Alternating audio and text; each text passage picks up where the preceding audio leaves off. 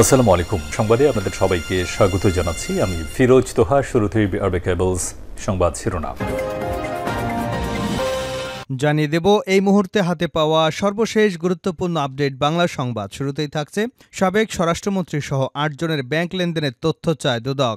Bank ও আর্থিক প্রতিষ্ঠানে সাবেক স্বরাষ্ট্রমন্ত্রী আসাদুজ্জামান খান কামাল সহ ৮ জনের নগদ অর্থের তথ্য চেয়ে বাংলাদেশ ব্যাংকের আর্থিক গোয়েন্দা বিভাগ বাংলাদেশ ফিনান্সিয়াল ইন্টেলিজেন্স ইউনিটকে চিঠি দিয়েছে দুর্নীতি দমন কমিশন। এবারে জানাবো নির্বিচারে গুলি শেখ হাসিনা সহ ২৮ জনের বিরুদ্ধে হত্যা মামলা। ছাত্র জনতার আন্দোলনের সময় রাজধানীর রামপুরায় নির্বিচারে গুলি চালিয়ে হত্যা করে অনেককে। এর মধ্যে শুধু রাসেল মিয়াকে হত্যার অভিযোগে সাবেক প্রধানমন্ত্রী শেখ হাসিনা সহ ২৮ জনের বিরুদ্ধে মামলা দায়ের করেছে তার স্ত্রী শারমিন আক্তার। জানাবো ফরিদপুরে বিএনপি দুগ্রুপের সংঘর্ষে নিহত এক। ফরিদপুরের নগরকান্দায় বিএনপি দুগ্রুপের সংঘর্ষে কবির ভুইয়া নামের এক ব্যক্তি নিহত হয়েছেন।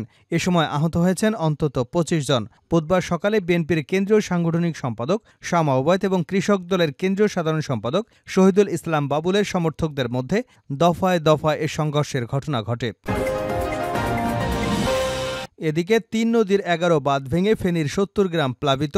ফুলগাজী এবং পরশুরামের সঙ্গে যোগাযোগ বিচ্ছিন্ন। টানা বর্ষণ এবং উজান থেকে নেমে আসা পাহাড়ি ঢলে ফেনীর ফুলগাজী ও পরশুরাম উপজেলার সিলোনিয়া, মহুরী এবং কহুয়া নদীর ১১টি বাঁধ দিয়ে ভেতরে পানি প্রবেশ করে এলাকার নিম্নাঞ্চল প্লাবিত হয়ে গেছে। এবারে জানাবো ফেনীতে বন্যার্তদের উদ্ধারে সেনাবাহিনী, কোস্টগার্ড। গত ৩ দিনের অবিরাম ভারী বর্ষণ এবং ভারতের উজান থেকে নেমে আসা পাহাড়ি ঢলের পানির চাপে সৃষ্ট বন্যা পরিস্থিতিতে আটকে পড়া ফেনীর পরশুরাম এবং ফুলগাজী উপজেলার বাসিন্দাদের উদ্ধারে নেমেছেন সেনাবাহিনী এবং কোস্টগার্ড। জানা গেছে ইতিমধ্যেই কুমিল্লা ক্যান্টনমেন্ট থেকে ১২টি বোট নিয়ে বন্যা কবলিত স্থানে পৌঁছেছেন। এছাড়া উদ্ধার কাজে সহায়তার লক্ষ্যে চট্টগ্রাম থেকে কোস্টগার্ড সদস্যরাও পৌঁছেছেন। এবং সর্বশেষ জানাবো বাংলাদেশের উন্নয়নে চীনের বিনিয়োগ আরও বৃদ্ধি পাবে। বাংলাদেশের জনগণের উন্নয়নের জন্য চীনের যে বিনিয়োগ দেশের উন্নয়নে সেটা আরও বৃদ্ধি পাবে বলে মন্তব্য করেছেন বিএনপির মহাসচিব মির্জা ফখরুল ইসলাম আলমগীর। বুধবার দুপুরে রাজধানীর গুলশানের চেয়ারপারসনের কার্যালয়ে ঢাকায় নিযুক্ত চীনের রাষ্ট্রদূত ইয়া ওয়েনের সঙ্গে বৈঠক শেষে সংবাদ সম্মেলনে এ মন্তব্য করেন তিনি। ১.৫ ঘণ্টাব্যাপী স্থায়ী হওয়া বৈঠকটি শুরু হয় বেলা ১১টায়। এতক্ষণ শিরোনাম শুনছিলেন, এবার বিস্তারিত। প্রিয় দর্শক, আপনি যদি এই চ্যানেলে নতুন হয়ে থাকেন, ভিডিওটি দেখতে দেখতে চ্যানেলটি সাবস্ক্রাইব করে আমাদের সঙ্গেই থাকুন। আর এই ভিডিও সম্পর্কে আপনি আপনার মূল্যবান মতামতটি কমেন্ট বক্সে জানিয়ে দিন। আর হ্যাঁ প্রিয় দর্শক, জানিয়ে দিন ভিডিওটি কোথা থেকে দেখছেন। সাবেক স্বরাষ্ট্রমন্ত্রী সহ ৮ জনের ব্যাংক লেনদেনের তথ্য চায় দুদক। ব্যাংক ও আর্থিক প্রতিষ্ঠানের সাবেক স্বরাষ্ট্রমন্ত্রী আসাদুজ্জামান খান কামাল সহ ৮ জনের নগদ অর্থের তথ্য চেয়ে বাংলাদেশ ব্যাংকের আর্থিক গোয়েন্দা বিভাগ বাংলাদেশ ফিনান্সিয়াল ইন্টেলিজেন্স ইউনিটকে চিঠি দিয়েছে দুর্নীতি দমন কমিশন। বুধবার দুদকের প্রধান কার্যালয় থেকে এই চিঠি পাঠানো হয়। দুদকের ঊর্ধ্বতন সূত্র বিষয়টি নিশ্চিত করেছেন।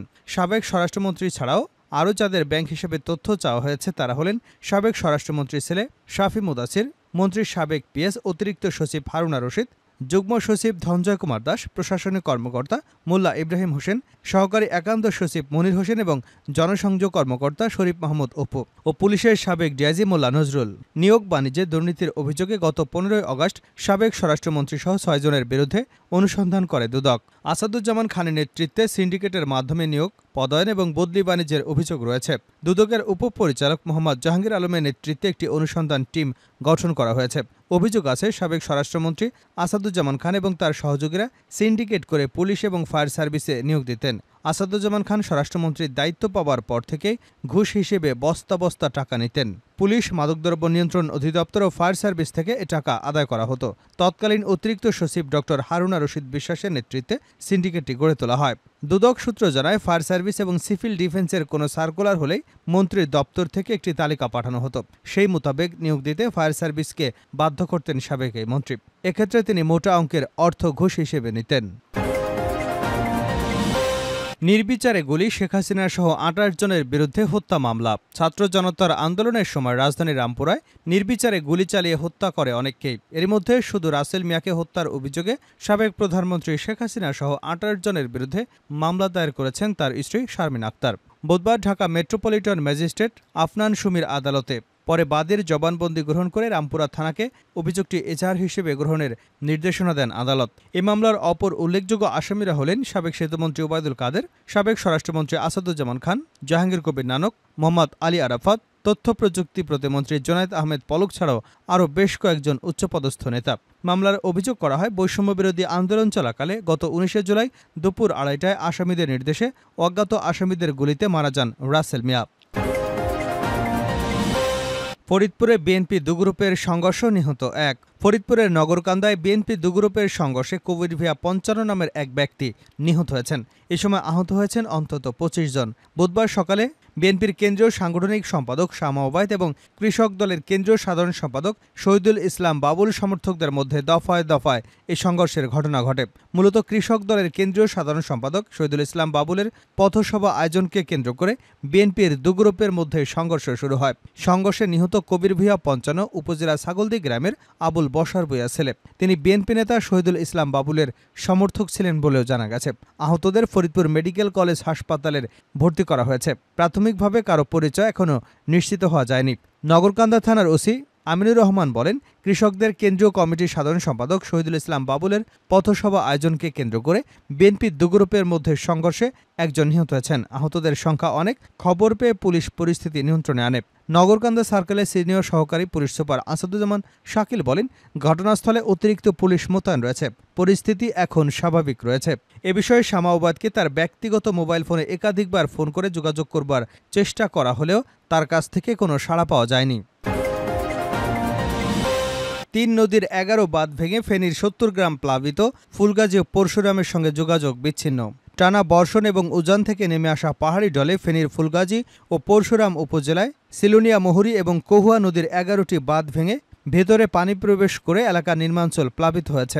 মঙ্গলবার পরশুরামের দক্ষিণ শালধর, ফুলগাজী, দৌলতপুর, নিকলি, কিসমত এবং ঘনিয়া মোড়সহ বেশ কয়েকটি এলাকায় ১১টি ভাঙা বাঁধ দিয়ে ভিতরে পানি প্রবেশ করলে ২ উপজেলার মোট ৭০টি গ্রাম প্লাবিত হয়ে পড়েছে।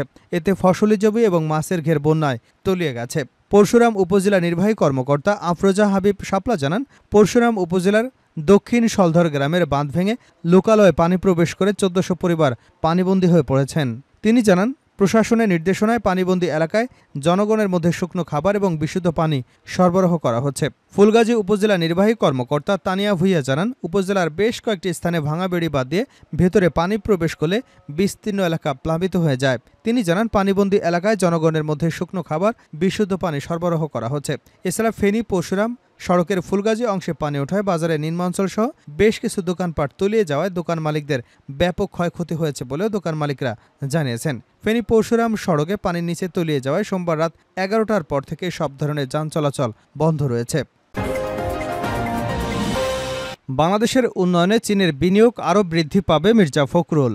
বাংলাদেশের জনগণের উন্নয়নের জন্য চীনের যে বিনিয়োগ দেশের উন্নয়নে সেটা আরও বৃদ্ধি পাবে বলে মন্তব্য করেছেন বিএনপির মহাসচিব মির্জা ফখরুল ইসলাম আলমগীর। বুধবার দুপুরে রাজধানীর গুলশানে চেয়ারপারসনের কার্যালয়ে ঢাকায় নিযুক্ত চীনের রাষ্ট্রদূত ইয়া ওয়েনের সঙ্গে বৈঠক শেষে সংবাদ সম্মেলনে এমন মন্তব্য করেন তিনি। ১.৫ ঘণ্টাব্যাপী স্থায়ী হওয়া ওই বৈঠকটি শুরু হয় বেলা ১১টায়। বিএনপির মহাসচিব মির্জা ফখরুল ইসলাম ছাড়াও বৈঠকে উপস্থিত ছিলেন দলটির স্থায়ী কমিটির সদস্য খন্দকার মোশাররফ হোসেন, ডক্টর আব্দুল মঈন খান, ভাইস চেয়ারম্যান আলতাফ হোসেন চৌধুরী, নুরুল ইসলাম মনি এবং আইন বিষয়ক সম্পাদক ব্যারিস্টার কায়সার কামাল। বৈঠকে বাংলাদেশের চলমান রাজনৈতিক, অর্থনৈতিক সহ সামগ্রিক পরিস্থিতি নিয়ে আলোচনা হয়েছে। ছাত্র জনতার গণঅভ্যুত্থানে শেখ হাসিনা সরকারের পতনের পর ইতিমধ্যেই জাতিসংঘের সমন্বয়কারী এবং ইউরোপীয় ইউনিয়নের ভারপ্রাপ্ত রাষ্ট্রদূত বিএনপি মহাসচিবদের সঙ্গে বৈঠক করেছেন। সংবাদ সম্মেলনে মির্জা ফখরুল ইসলাম আলমগীর বলেন, ছাত্র জনতার বিপ্লবের পরে চীনের রাষ্ট্রদূতের বিএনপি চেয়ারপারসনের অফিসে আসাটা আমরা অত্যন্ত গুরুত্বের সঙ্গে নিচ্ছি। আমরা মনে করি বাংলাদেশের জনগণের প্রতি চীনের যে কমিটমেন্ট, তাদের প্রতিশ্রুতি, ডেভেলপমেন্ট এবং একই সঙ্গে তারা পরিষ্কার করে বলেছে তারা আধিপত্যবাদে বিশ্বাস করে না। তিনি আরও বলেন, বহু আগে থেকেই চীন সবসময় বাংলাদেশের জনগণের প্রতি যে প্রতিশ্রুতি তারা আগেও দেখিয়েছেন, এখনও দেখাচ্ছেন। সেই সঙ্গে চীন সারা বিশ্বে যে গুরুত্বপূর্ণ ভূমিকা পালন করছে সেটাও আমরা অ্যাপ্রিসিয়েট করেছি। বিশেষ করে অনুন্নত এবং উন্নয়নশীল দেশগুলোতে চীন যেভাবে অর্থনৈতিক সহযোগিতা করেছে সেটার জন্য তাদের ধন্যবাদ এবং কৃতজ্ঞতা জানিয়েছে। চীনের রাষ্ট্রদূত বিএনপি চেয়ারপারসন বেগম খালেদা জিয়া ও ভারপ্রাপ্ত চেয়ারম্যান তারেক রহমানকে অভিনন্দন জানানোর বিষয়টি উল্লেখ করে বিএনপির মহাসচিব বলেন, তারা মনে করে বিএনপির সঙ্গে চীনের কমিউনিস্ট পার্টির সম্পর্ক দৃঢ় থেকে দৃঢ়তর হবে এবং বাংলাদেশে চীনের যে বিনিয়োগ জনগণের উন্নয়নের জন্য, দেশের উন্নয়নে সেটা আরও বৃদ্ধি পাবে। আমাদের দলের চেয়ারপারসন বেগম খালেদা জিয়া এবং ভারপ্রাপ্ত চেয়ারম্যান তারেক রহমানের পক্ষ থেকে আমরা তাদের স্বাগত জানিয়েছি। বাংলাদেশের অন্তর্বর্তীকালীন সরকারকে পূর্ণ সমর্থন এবং বাংলাদেশের উন্নয়নে চীনের সম্পৃক্ততার কথাও বলেন চীনের রাষ্ট্রদূত।